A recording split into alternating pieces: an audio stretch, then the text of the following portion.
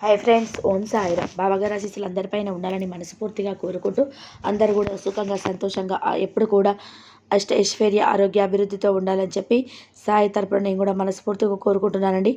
ఈ వీడియో మొదలు పెడుతున్నాను. ఈరోజు వీడియోలో సాయిబాబా పిలుపు ద్వారా మనకు వచ్చినటువంటి సందేశం ఏంటంటే, ఈరోజు నీకు ఊహించినటువంటి అద్భుతం జరగబోతుంది. ఈ సాయిపై నమ్మకం ఉంటే తప్పకుండా నేను చెప్పినటువంటి సందేశాన్ని పూర్తిగా ఆలకించి చూడండి. బాబా గారు మనకి ఈరోజు ఒక చక్కటి సందేశం ద్వారా మన ముందుకు వచ్చారండి. ఈరోజు మంగళవారం కాబట్టి ఈరోజు మనము హనుమాన్ని తాకినట్లయితే మీకున్న కష్టాలు అన్నీ పోయి అన్ని మంగళప్రదమైన విజయాలే సాధిస్తారు. ఇక వీడియో మొదలుపెట్టే ముందు ప్రతి ఒక్కరికి ఒక చిన్న రిక్వెస్ట్ అండి. ఈ సందేశం కనుక మీ అందరికీ నచ్చినట్లయితే తప్పకుండా మన వీడియోకి లైక్ చేసి మరి కొత్త సాయి భక్తులకు షేర్ చేయండి. కొత్తగా మన ఛానల్ ఎవరైనా చూస్తుంటే కనుక తప్పకుండా సబ్స్క్రైబ్ చేసుకొని సపోర్ట్ అయితే చేయండి. ఎలాంటి కష్టాలు సమస్యలు ఉన్నా సరే బాబా గారికి చెప్పుకోండి. కంపల్సరీ మీ కోరికలు అయితే నెరవేరుతాయి. కంపల్సరీ మీ కోరికలు అయితే ఏ కోరికైనా సరే నెరవేరడానికి ప్రయత్నాలు జరుగుతూనే ఉంటాయి. ఏం చేయడం లేదని నా మీద అలిగావు, ఇప్పుడు విను. నమ్మకంతో నా ఈ మాటలు విన్నావంటే రాసి పెట్టుకోమ్మా. సరిగ్గా కొన్ని రోజుల్లోనే మంచి మార్పు వస్తుంది. అప్పుడు నీ మనసులో ఇంట్లో అంటే ఎన్ని ఆలోచనలు తిరుగుతూ ఉన్నాయి కదా, వాటికి సమాధానం ఇక్కడ ఉంది. నీకు సమాధానం ఎవరిస్తారో తెలియక నువ్వు ఆశగా ఎదురు చూస్తున్నావు కదా. అసలు నువ్వు కోరింది జరుగుతుందా లేదా అన్న బాబా చెప్పేది నమ్మొచ్చా, అసలు నమ్మొచ్చా లేదా నిలకడలేని మనసుతో ఉన్నావు. ఏది నమ్మాలో ఏది నమ్మకూడదో తెలియక అయోమయంలో ఉన్నావు. ఎలాంటి నిర్ణయం కూడా నువ్వు తీసుకోలేకపోతున్నావు. నువ్వు కోరింది జరిగి తీరాలని పట్టుబడి కూర్చుంటున్నావు కదా. ఒకవేళ జరగకపోతే నిరుత్సాహపడిపోతున్నావు. అందరి మీద కోప్పడుతున్నావని, కుటుంబం మీద, నీ చుట్టుపక్కల వారి మీద అవసరమంటే అనవసరమైన కోపాన్ని చూపిస్తున్నావు. ఎందుకు అసలు ఇలా చేయడం సవ్యమేనా? ఒకసారి ఆలోచించి చూడు, నీకే తెలుస్తుంది. అలా నువ్వు ఎవరి మీద అంటే వారి మీద కోపడితే ఎవరు ఊరుకుంటారు చెప్పు? అది నీ తప్పే కదా. నేను రోజు కూడా చెప్తూనే ఉన్నాను, కోపం వస్తే ఆ కోపాన్ని అదుపులో ఉంచుకోవాలని. నువ్వు అలా కాకుండా ఎందుకు అలా అనవసరంగా కంగారు పడుతూ భయపడుతూ ఏడుస్తూ ఉన్నావు? ఎప్పుడు కూడా దేని గురించి కూడా నువ్వు ఆలోచించవద్దు, కంగారు పడుతూనే ఉండవద్దు, ఏమాత్రం కూడా దిగులు చెందవద్దు. నీకు అదృష్టం పడుతుందని చెప్తున్నాను కదా. నువ్వు ఆశ్చర్యపోయే విధానంగా ఎన్నో అద్భుతాలు అయితే తీసుకొస్తాను. ఇక ఆనందంగా నీ వాకిట్లోనే అడుగు పెట్టబోతున్నాను. మీ ఇంట్లో ఒక అద్భుతమైనటువంటి సంఘటన జరగబోతుంది. రాబోయే 24 గంటల్లో ఆ సంఘటన నీ ఇంట్లో మంచి శుభకార్యం వాతావరణం అనేది నెలకొంటుంది. ఆ తర్వాత ఆ వాతావరణం కోసం నువ్వు ఎన్నో రోజులుగా ఎదురు చూస్తున్నావు కదా. బాబా, మా ఇంట్లో ఒక శుభకార్యం జరగాలని ఎన్నో రోజులుగా ఎదురు చూస్తున్నాను, కానీ ఏదో ఒక ఆటంకం వచ్చి ఆగిపోతూనే ఉంది. ఇలా అయితే ఎలా అయినా జరిపించు అని బాధపడుతున్నావు కదా. రాబోయే 24 గంటల్లో ఆ సంఘటన జరిగి మీ ఇంట్లో ఒక మంచి శుభకరమైన వాతావరణం నెలకొంటుంది. ఆ వాతావరణం కోసం ఎన్నో రోజులుగా ఎదురు చూస్తున్నావు. బాబా, మా ఇంట్లో ఒక శుభకార్యం జరగాలని ఎన్నో రోజులుగా ఎదురు చూస్తున్నావు, కానీ ఏదో ఒక ఆటంకం వచ్చి ఆగిపోతూనే ఉంది. ఎలా అయినా సరే జరిపించమని బాధపడుతున్నావు కదా. ఆ శుభకార్యం ఎలాగైనా జరిపించమని బాధపడుతున్నావు కదా. అది రాబోయే 24 గంటల్లో మీ ఇంట్లో ఒక శుభకార్యం తప్పకుండా నేను జరిపించబోతున్నాను. ఆ శుభకార్యం జరిగిన తర్వాత, ఆ సంఘటన జరిగిన తర్వాత నీ జీవితమే సంతోషకరంగా మారబోతుంది. ఇక ఈ జీవితం అద్భుతాన్ని తప్పకుండా తీసుకొస్తాను. ఇక ఆనందంగా జీవించు అంటే ఆనందం అని ఆగే వాకిట్లోనే నువ్వు అడుగుపెట్టబోతున్నావు. అసలు నిర్లక్ష్యం చేయకుండా ఈ బాబా మాటల్ని మనసు పెట్టి విను. అనవసరమైన ఆలోచన మనసులో ఉంచుకొని గందరగోళంతో నీ బాబాని మాటలు వినడం కాదు, మనసు నిలకడతో ఉంచుకో, ప్రశాంతంగా ఉండు. అప్పుడు నీ సాయి ఏం చెప్తున్నాడో ప్రతి ఒక్క మాట కూడా విను. నీకు అర్థమవుతుంది. నీ కష్టానికి కారణం కూడా తెలుస్తుంది. నీ కష్టానికి ఒక మంచి తీర్పు కూడా చెప్తాను. నువ్వు ఒకరి మీద ఉన్న అసూయ వల్ల నీ ఎదుటి వారిని మనసును గాయపరిచి నిన్ను అవమానపరిచి నువ్వు ఏ పని తప్పు చేయకపోయినా సరే నిన్ను నిందించినా కూడా నువ్వు వారిపైన కోపం చూపించవద్దు, అసలు వారిపైన ద్వేషం పెంచుకోవద్దు. అర్థమైంది కదా. నువ్వు వాళ్ళ మనసుని గాయపరచాలని కూడా అనుకోవద్దు. ఏంటి బాబా మీరు అలా అంటున్నారు? అంతలా బాధ పెట్టి నన్ను ఏడిపించిన వారు ఏమీ అనకూడదా? అసలు ఆలోచించకూడదా? ఆలోచన కూడా మనసు పెట్టుకోకుండా ఎలా అని అడుగుతున్నావు కదా. అందుకున్న సమాధానం చెప్తాను విను. నిన్ను అలా అవమానపరిచి బాధపెట్టి ఏడిపించడం వల్ల వారేమీ ఇప్పుడు సంతోషంగా ఉండరు. భవిష్యత్తులో నీ కర్మలన్నిటినీ కూడా వారే తీసుకొని వారు అనుభవిస్తారు. కష్టాలు, సమస్యలు, బాధలు, కన్నీళ్ళు మొత్తం కూడా వాళ్ళు లాగేసుకుంటున్నారు. ఒక విషయం వాళ్ళకి తెలియదు. నిజమా బాబా అని అడుగుతున్నావు. ఇది నేను నమ్మలేనటువంటి వాక్కు.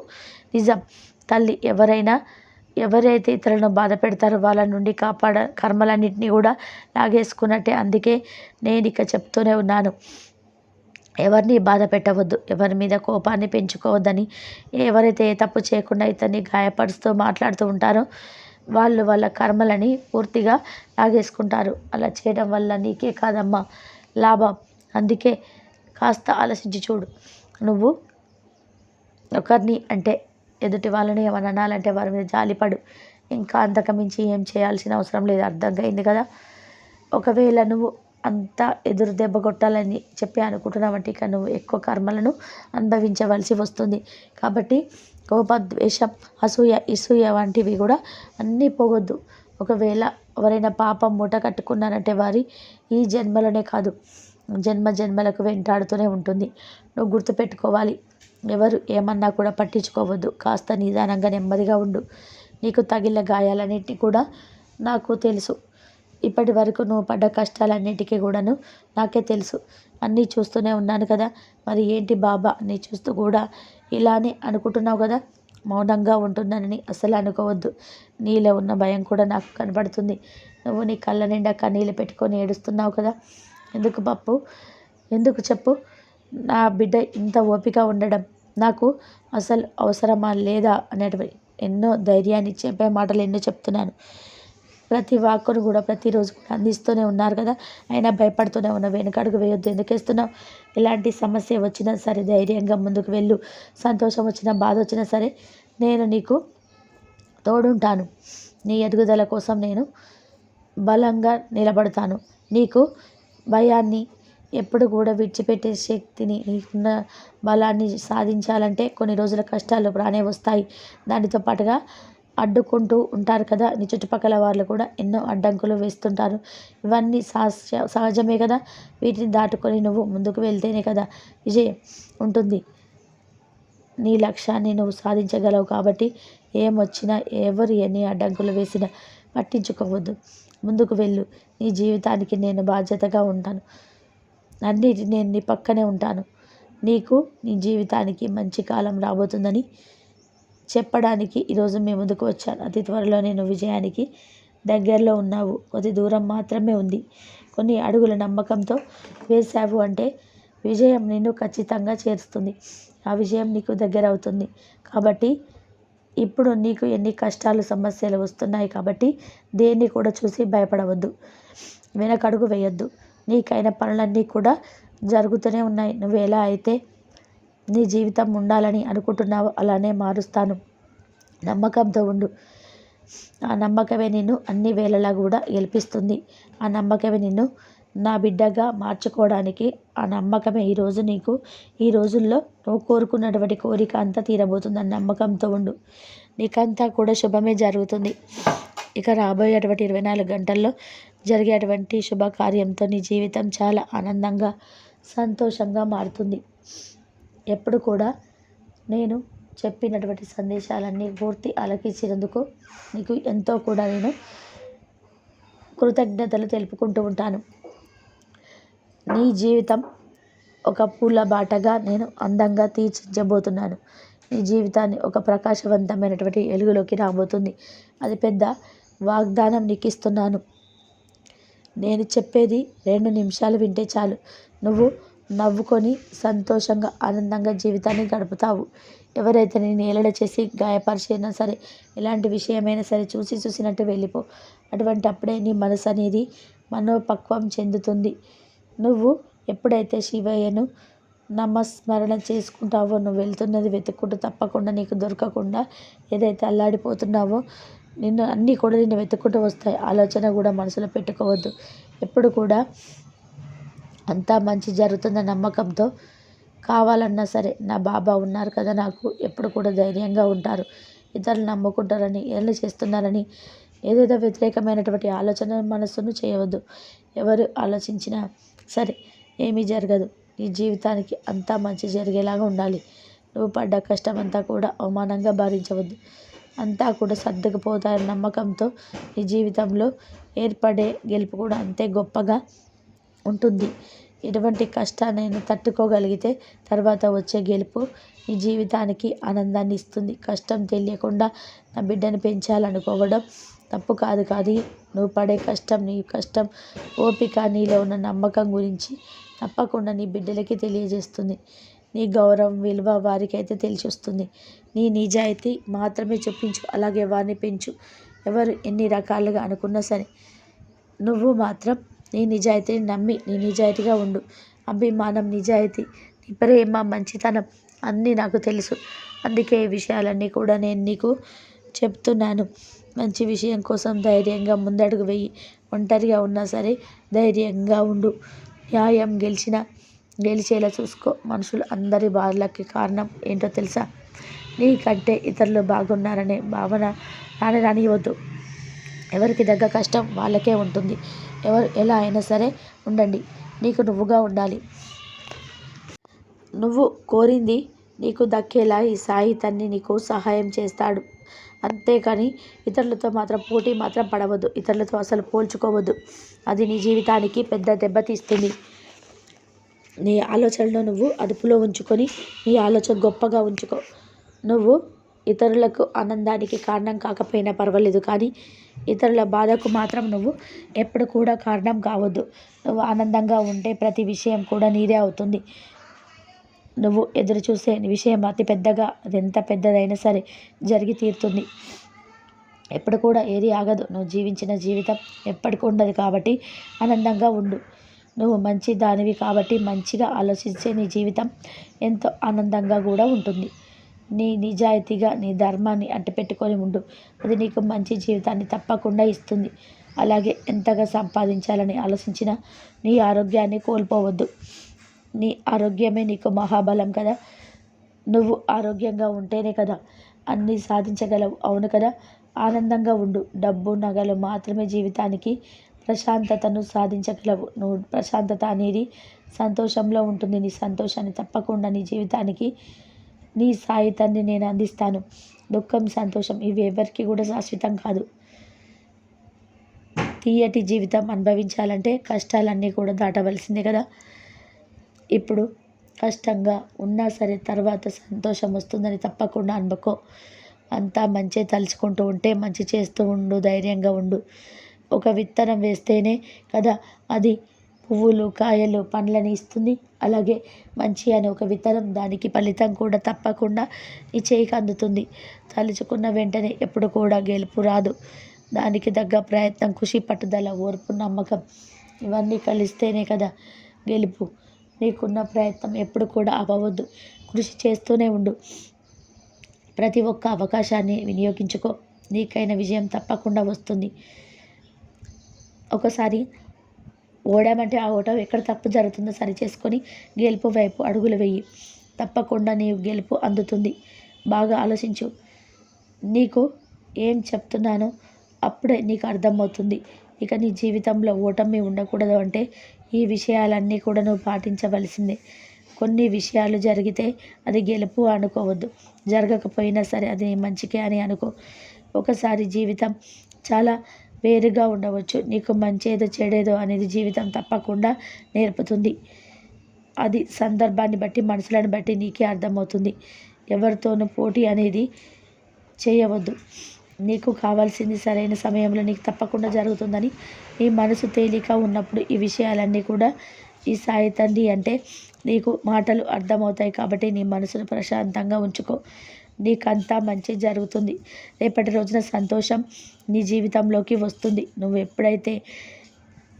ఎప్పుడైతే నువ్వు తప్పకుండా మంచి జరుగుతుందని మనసులో అనుకుంటావో అన్నీ కూడా మంచి చేయడం కోసమే నీ దారిలోకి నేను వస్తాను. నీకు నా వాక్కు ఇచ్చినట్టుగా నీ కోరికలన్నీ కూడా నెరవేరుస్తాను. సంతోషమే నాకు ముఖ్యం. ఎప్పుడైతే నా పాదాల చెంతకు చేరావో అప్పటి నుంచి నా ఒడిలో ఉన్నావని గుర్తుపెట్టుకో. నీ దగ్గర వ్యతిరేకత అంతా కూడా కడిగేసి పరిశుద్ధమైన మనసుతో ఉండు. నా బిడ్డగా ఉన్నవాడిని అన్నిట్లోనూ చేయి అందించడమే బాధ్యతగా ఉంటాను. అది నా బాధ్యత కదా. నీకొచ్చిన ప్రతి సమస్యను కూడా భూతబ్దములపై చూసి భయపడిపోతున్నావు. అందువల్ల నీరు తేటగా కాకుండా మలినంగానే ఉన్నాయి. ఇప్పుడు నువ్వు సంతోషంగా ఉండు. నేను చెప్పినట్టుగా ఆనందంగానే ఉంటావు. కానీ నీ చుట్టూ ఉన్న సమస్యలు చూసి నీ కష్టాన్ని చూసి నీ కన్నీళ్ళని చూసి భయపడిపోతున్నావు. అందుకే నీకు ఎప్పుడు కూడా ధైర్యంగా ఉంటున్నానని పదే పదే చెప్తున్నాను. కాలం చాలా శక్తివంతమైనది, బలమైనది. అన్నిటికీ కూడా బదిలిస్తుంది. నీ కష్టం కనబడకుండా పోయేలా చేస్తుంది. ఈ కాలం ఇప్పుడంతా నీ మనసు పడే పోరాటం నాకు అర్థమవుతుంది. నీకు ఉన్నటువంటి సమస్యలు, చిక్కుముళ్ళు అన్నీ కూడా విడదీసే బాధ్యత నాది. నీ సమస్యకు పరిష్కారం చూపే బాధ్యత కూడా నాది. ఈ కొత్త సంవత్సరంలో నువ్వు ఏదైతే శుభవార్త వినాలని అనుకుంటున్నావో అంతకు 2 రెట్లు సంతోషాన్ని ఇచ్చే శుభవార్త అయితే వింటావు. ఇది ఈ సాయి తండ్రి సత్యవాక్కు. సంతోషంగా ధైర్యంగా ఉంటావు కదా అని బాబాగారు ఈరోజు చక్కటి సందేశం ద్వారా మనకైతే ముందుకొచ్చారండి. ఎప్పుడు కూడా మనం ఎన్నో రకాలైనటువంటి తప్పులు చేస్తూ ఉంటాం. ఎన్నో రకాలైనటువంటి శిక్షలను కూడా దానిపైనటువంటి ఫలితాన్ని అనుభవిస్తూ ఉంటాం. కానీ ఎప్పుడైనా సరే ఒకసారి ఆలోచించి చూడండి. ఇతరులను బాధ పెట్టడం వల్ల, ఇతరులను మనసును నొప్పించడం వల్ల మనకు వచ్చే ప్రయోజనం ఏంటి? అందరూ కూడా మనలాగే ఉంటారు కదా, మనలాంటి మనస్తత్వాన్ని కలిగి ఉంటారని అనుకో. ఎప్పుడు కూడా నువ్వు బాధపడవద్దు. ఇతరులను చూసి వాళ్ళలాగా నేను లేనని అనుకోవద్దు.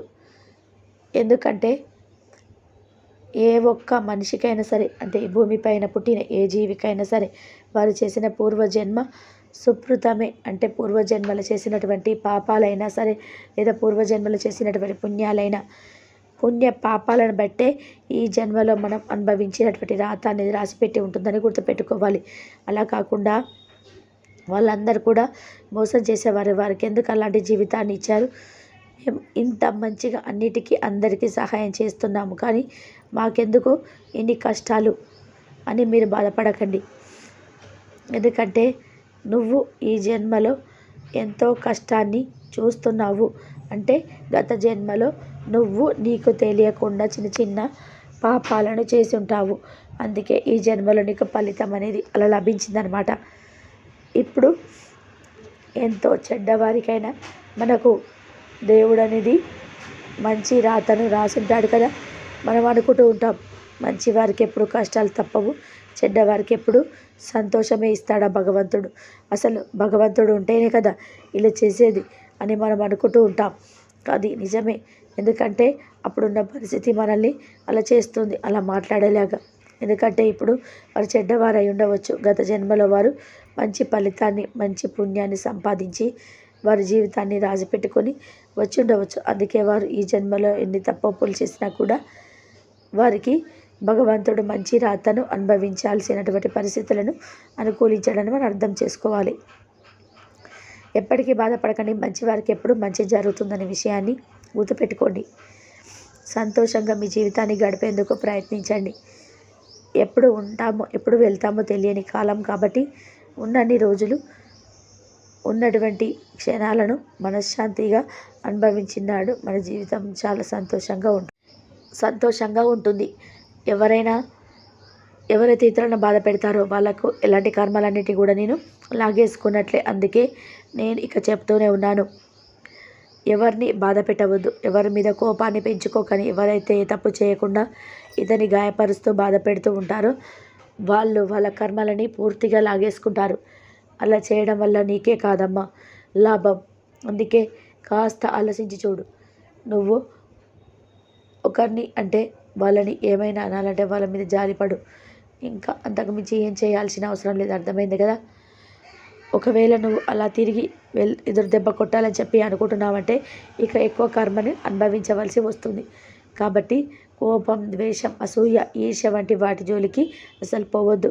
ఒకవేళ ఎవరైనా పాపం మూట కట్టుకున్నారంటే అది ఈ జన్మలో కాదు, జన్మలకు వెంటాడుతూనే ఉంటుంది. నువ్వు గుర్తుపెట్టుకోవాలి. ఎవరు ఏమన్నా కూడా పట్టించుకోవద్దు. కాస్త నిదానంగా నెమ్మదిగా ఉండు. నీకు తగిలిన గాయాలన్నిటినీ కూడా నాకు తెలుసు. ఇప్పటి వరకు నువ్వు పడ్డ కష్టాలన్నిటికీ కూడా నాకే తెలుసు. అన్నీ చూస్తూనే ఉన్నాను కదా. మరి ఏంటి బాబా ఇలా చేస్తున్నావు అని అనుకుంటారు. ఇదండి ఈరోజు వీడియో. ఈ వీడియో కనుక మీకు నచ్చినట్లయితే ప్లీజ్ లైక్ చేయండి, షేర్ చేయండి, సబ్స్క్రైబ్ చేయండి. అందరూ బాగుండాలి, అందరిలో మనం ఉండాలి. సర్వేజన సుఖినో భవంతు. ఓం సాయిరామ్.